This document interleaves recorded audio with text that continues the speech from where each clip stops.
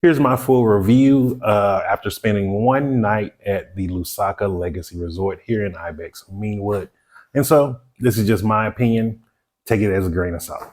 Hey, Jason here. If you're new to the channel, I've been an expat slash nomad for 10 years now. I am on my fourth country, third continent, here in the southern region of Africa in Lusaka, Zambia.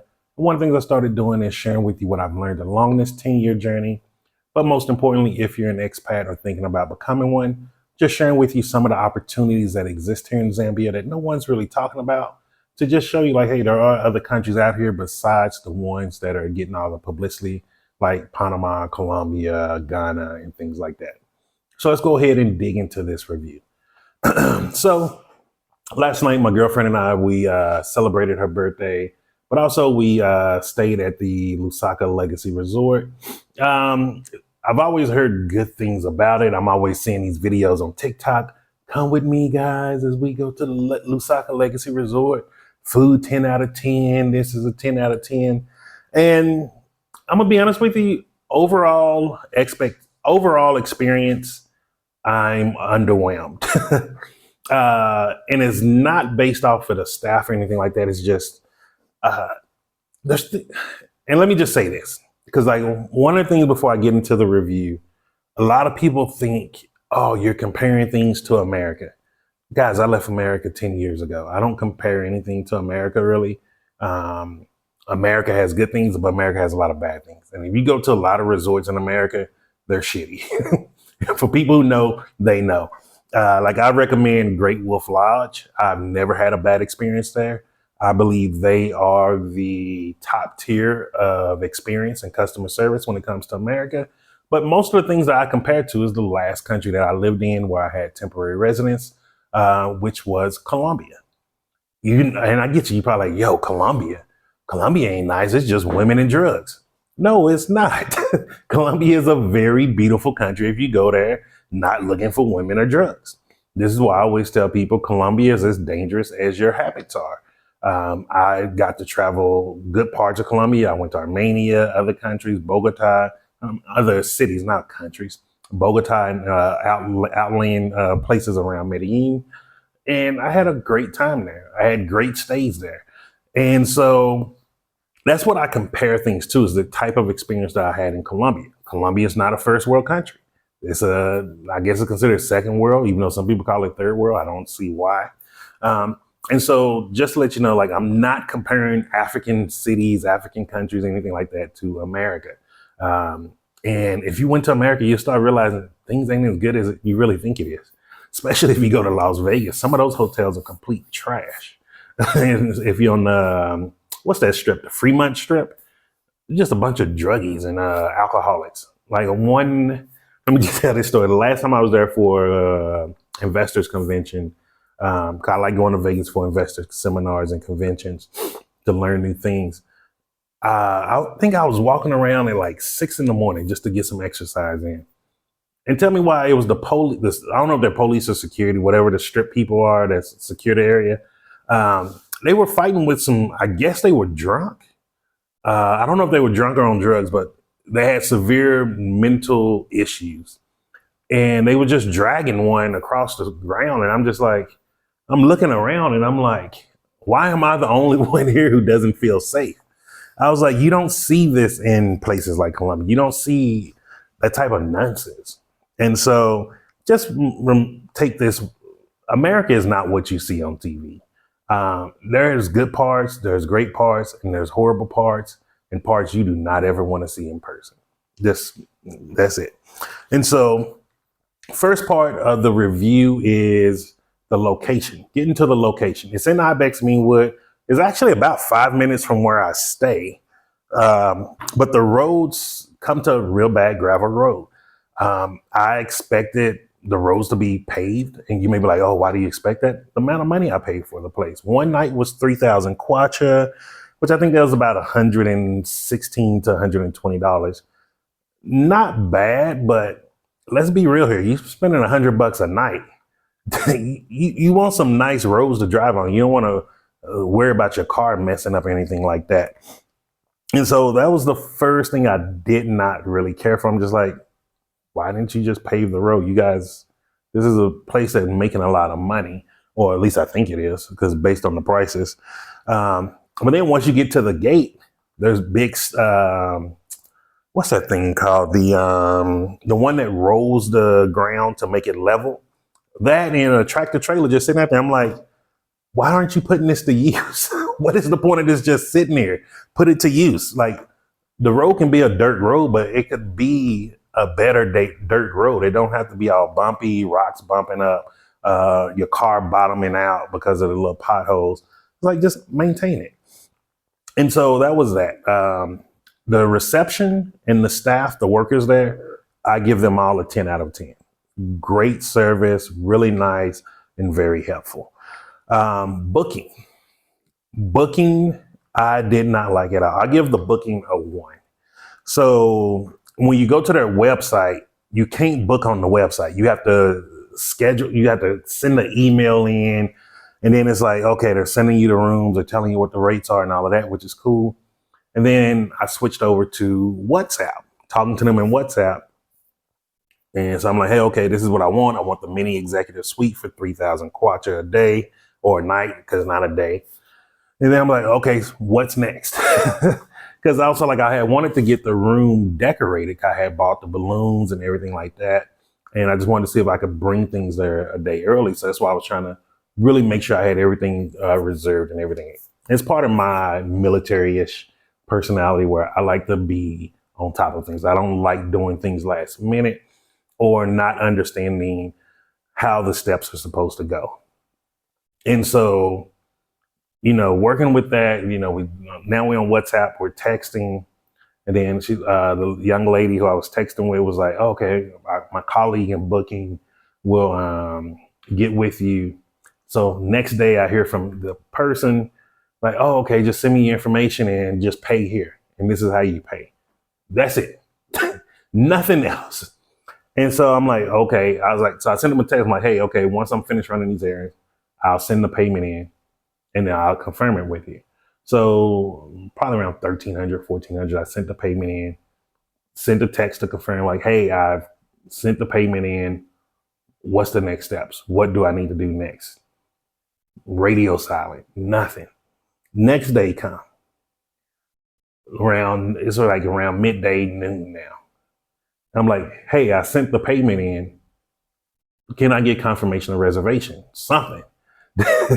Oh, I'm sorry. You didn't send the proof of payment.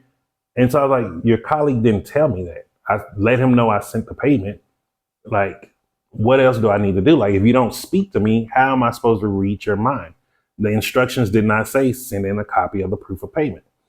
So I send that in, and then I'm like, also with the being able to decorate the room, is that possible? Yes or no? Oh, I'm still checking. I'll get back with you on it. Next day comes. You see the pattern here? The next day come. And mind you, this is after you spent 3,000 kwacha. I know before people be like, oh, you just want stuff this way. Look, you deserve a certain level of service when you're spending your money. I don't care if it's 3,000 kwacha, 3 kwacha, 300 kwacha, 3 million kwacha. You're spending your hard-earned money at a service that is providing people employment. If no one books these rooms, guess what happens? Everyone loses their job. And if you don't believe it, ask people who worked at a place where they had horrible customer service and then people stopped coming. And then all of a sudden they're all getting fired. Now everybody's crying, woo woo. Oh man, this sucks. No, it doesn't. It's called business. And so when I invest my money in a business, which that's what that is, when you're paying for something, you're investing your money. I demand a certain kind of service. It's not asking for a lot. And so then the next day I'm like, hey, can I get confirmation of the reservation? Now, this is the day of the birthday. And I'm like, can I get confirmation of the reservation? Oh, here's your receipt. Sorry about that. That's it. They never get back to me about if they can decorate the room, if I can drop the stuff off early. And so I was just like, you know what, F it, I'll decorate it myself when I get into the room. So I left my house at 10 o'clock to check in. You think maybe normal places you can check in maybe 11, 12, somewhere around there. I get there, oh, check-in is at 1,400. Mind you, they don't say that. So if you do book with Lusaka Legacy Resort, Check-in is at 1400. I'm like, okay, what time is checkout? Oh, 10 in the morning. Guys, do you know how crazy this is now in the world? When you used to book a hotel, a resort, or anything, you used to book for the day and night. Now it's like you're almost paying like by the hour. And so I was like, okay, let me just check the bags and drop my bags off, and then I'll come back at 14. A little bit annoyed because I'm just like, why didn't you at the very least communicate this? Like, I could have set up something earlier within those times. Well, we could have had a nice lunch, a nice brunch, breakfast or something, just something. Like you get what I mean here? Like, that's time wasted going up there for a time I didn't need to. And so that was that. Come back, check in. Then when I check in, it's like, oh, you need to just fill out this form. And in my head, I'm just like, why didn't you have me fill this out when I first came here to drop off the bags and you let me know the check-in time? And I was just like, okay, in my head, I'm just saying, having this conversation with myself, I'm just like, the efficiency just doesn't exist here. Like, where's your manager? Where's your person that takes pride in their job? Like, little simple things like that are the things that stop customer retention. And I'm gonna do a whole video about customer retention because I don't think a lot of people study business, and studying business means working a business or studying people as they're doing their business. It's not going to get your MBA or your BBA or whatever it is. None of that stuff matter. All this stuff they're teaching you on paper is not real business. Like, do you know how to budget the business? Do you know how to balance your books? Do you understand what your cost per customer acquisition is? What is your customer acquisition cost? And then what is your customer retention? Those are the main three things of business that's going to make you go out of business. If you can't balance your books, you don't know how much it's costing you to actually acquire a customer to come through your door. And then if you do not know how many customers are repeat customers, you're losing business. That's just how it works. And if you're a business owner, let people know in the comments. Sometimes people think I'm crazy when I be talking about some of this stuff, but I'm telling you, this is what it is. I have full programs with Bob Proctor's mentoring program where it's talking about the psychology of business. And most companies in the world, including in the United States, they break all these laws of the psychology of business. And this is why most companies fail. It isn't that being an entrepreneur is such a difficult thing. Being an entrepreneur, there's certain ways to be successful and there's a lot of ways to be unsuccessful. That's all it is. And so after that, check into my room. And by the way, I had told him I wanted a sunset view. Like, I wanted, from the pictures I saw, there was supposed to be a sunset view where there's the tub and it's facing the window. You can look out. I didn't get that room. I ended up getting a room. The room was nice. It was decent. I don't think the room personally was worth 3,000 kwacha a night.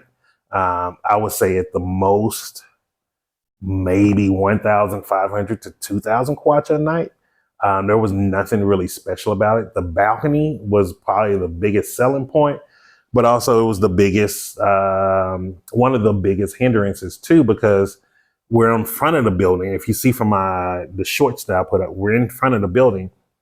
And so like when we checked in, you can't tell how the security outside is looking, but it looks like they're looking right into your window. And it's like, dude, you just want, when you're booking any type of suite, junior suite, presidential suite, executive suite, mini executive, whatever, you usually want privacy. Not like we're doing anything crazy outside, but it's like, you want to just be able to sit, chill, relax. Cause it was just a really decompressed day, get away and just celebrate her birthday. And so that kind of ruined the balcony. So didn't really get to enjoy it that much. But I will say this, the balcony was a great spot because I was able to put my Starlink out there. It worked wonderful. My Starlink was working better than the internet provided by the lodge, by the way. And so that was funny. Then outside of that, also with the room, like with the bathroom, and there's things that they need to, I guess, just do a little bit of minor maintenance upkeep. Like you cut the bathroom light on, and I don't know if you can hear it in the one short where I was showing the actual room. When you cut it on, the fan, it go like, It makes this noise like the roof is gonna fall in the bathroom. And I was just like, okay, is this safe? But other than that, besides the room, the bed was comfortable. I would say it was a very comfortable bed, really nice mattress. I've been on to other lodges where the mattresses are horrible. It's those little foam mattresses, but the mattress was a nice, comfortable mattress. The pillows were crap, yo. Even my girlfriend complained about the pillows, and she don't really complain about pillows. The pillows were oversized garbage. That's the best thing I can say about it. It was just oversized garbage. They should toss those pillows out. Go to Game. I think Game have pillows on sale for like $300 for 2 to 3, and go replace all their pillows with those pillows at Game. Because the pillows they're using, the best thing I could do with them was throw them on the floor. Trying to sleep on them was just pointless. So that was the inside of. Oh, I forgot one more thing. The furniture for the living area. It was so cheap. It did not demand nothing about that furniture said this is worth 3,000 kwacha. Some of the pillows, the cushions just wasn't that great. And I'm not saying this to knock the business. It's like, we have to be honest about reviews about places. Cause, if you don't tell people the truth, like, they're never going to fix it. They think it's fine. And the truth is, it's not fine. These little things are the things that stop customer retention. And this is what I mean. When I was in Chapata, I stopped over at let me see, what is it? Crossroads Lodge.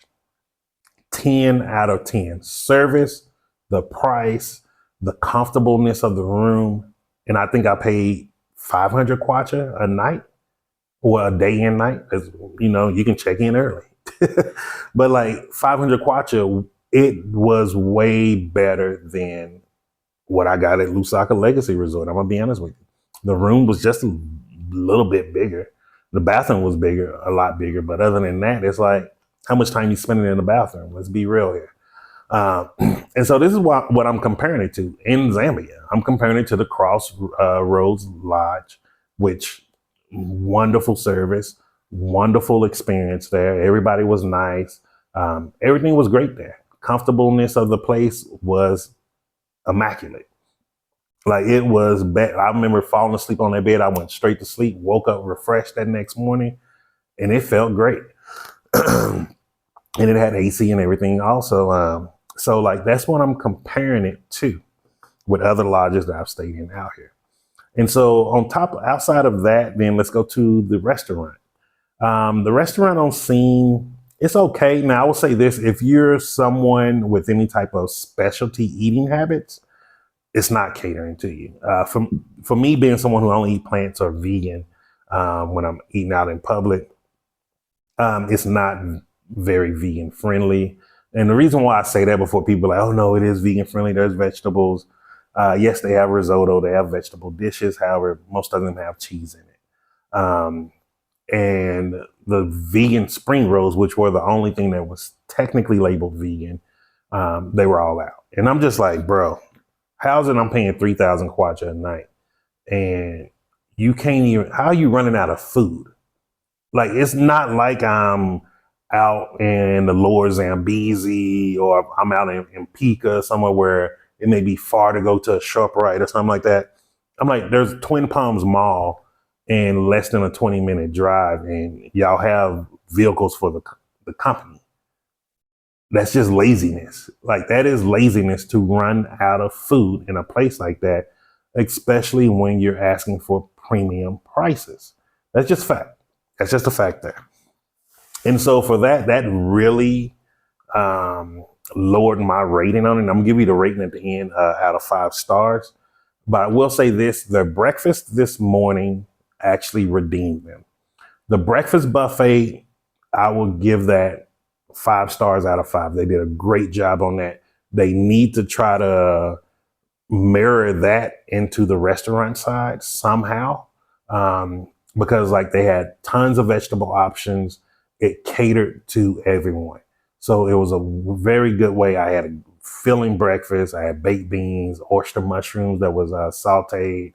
They had onions, sauteed onions, roasted tomatoes, potato wedges that were boiled and sauteed also. plus bread.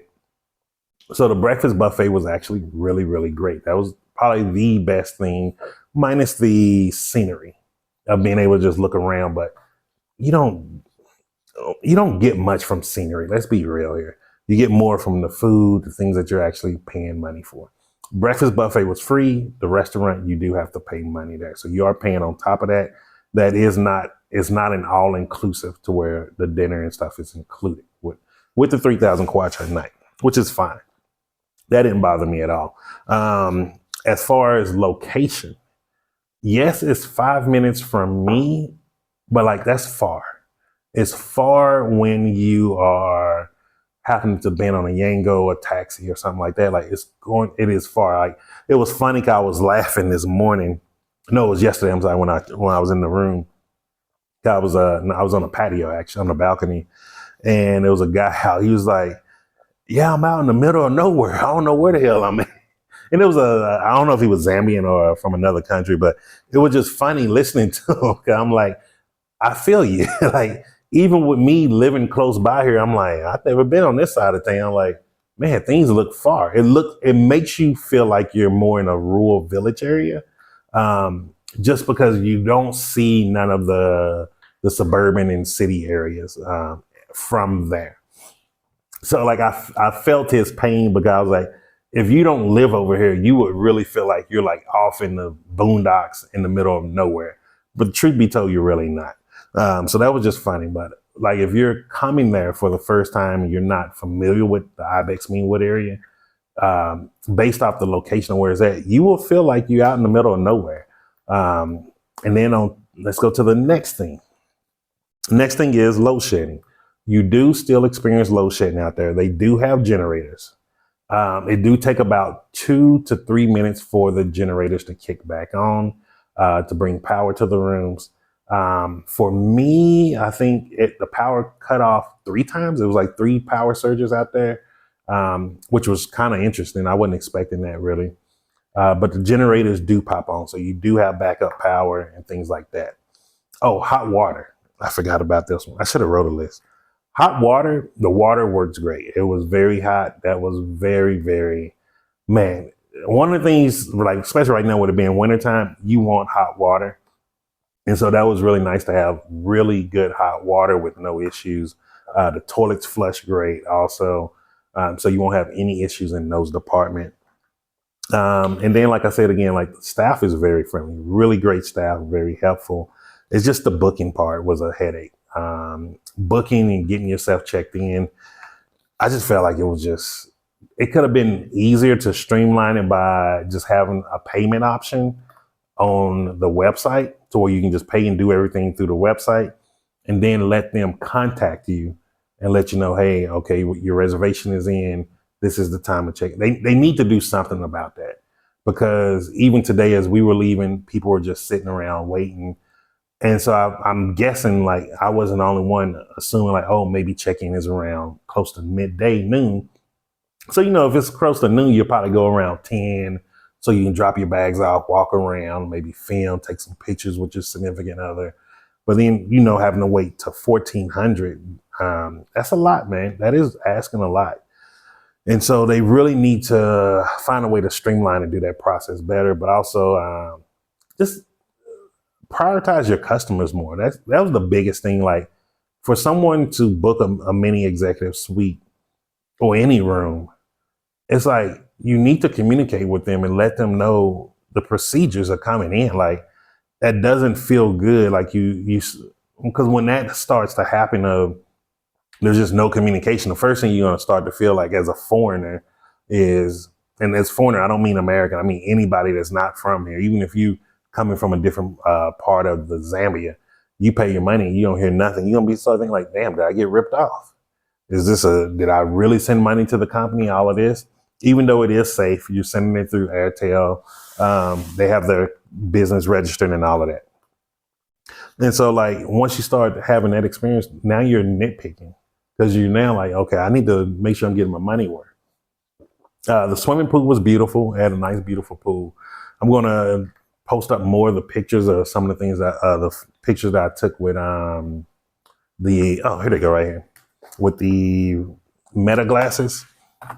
So I did take some pictures and videos with the glasses here, just to let you see how it looked from my point of view. And then I have pictures on the DJI Osmo Pocket also, and I'm gonna be uploading those so you can see them too. But like overall, I would say out of 5 stars, I give it a 2.5 stars. The things that really dinged it was just the check-in process, the booking, and the restaurant itself. Like, if you're gonna be luxury, you have to accommodate to different eating styles.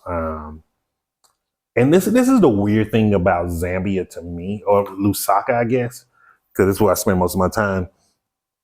Their natural diet is very vegan friendly. Zambia, like with soya chunks, chikanda, all these things that I like, very vegan friendly and different eating styles friendly. However, whenever you go to restaurants here, I even asked my girlfriend, but I'm like, y'all don't even eat cheese like this. Like, why do y'all put cheese in everything? Like, why did everything a cheese dish? And she's like, oh, I guess we just want to be like the movies. And so, like, I wish some of these places in Zambia would be more Zambian.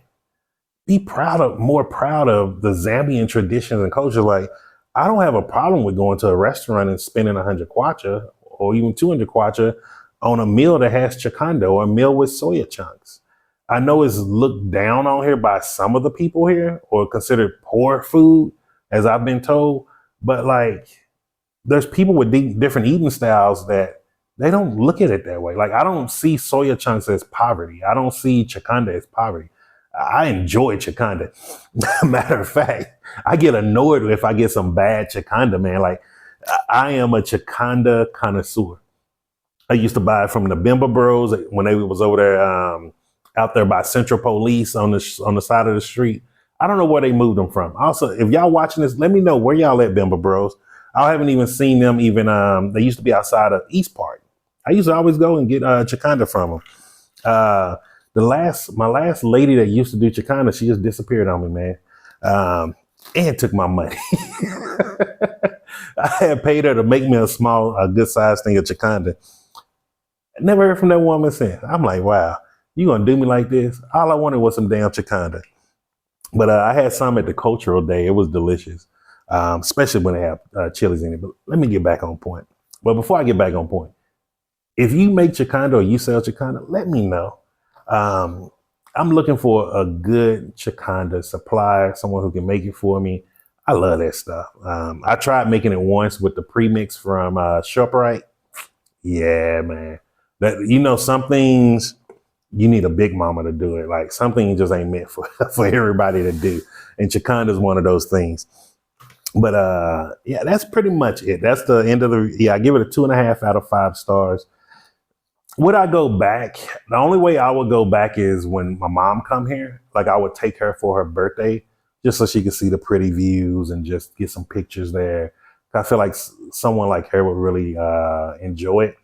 I do still recommend it. Like, if you're going to do it for like a wedding anniversary or it's maybe your wife's birthday or something, I don't think it's a place you really have to go to over and over again.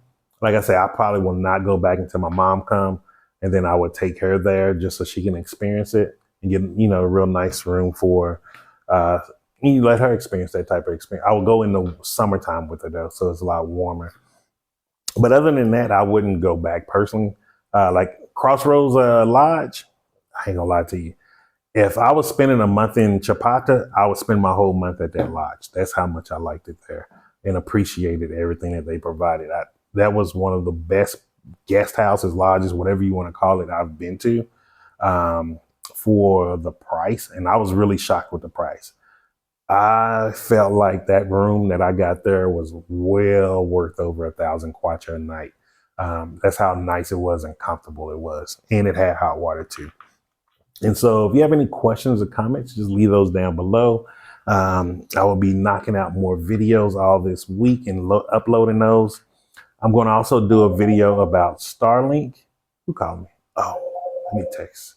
Okay, man, I got a video call. People always want to call when I'm doing a video. But I'm going to be doing a video about the Starlink. I took it there. It worked well.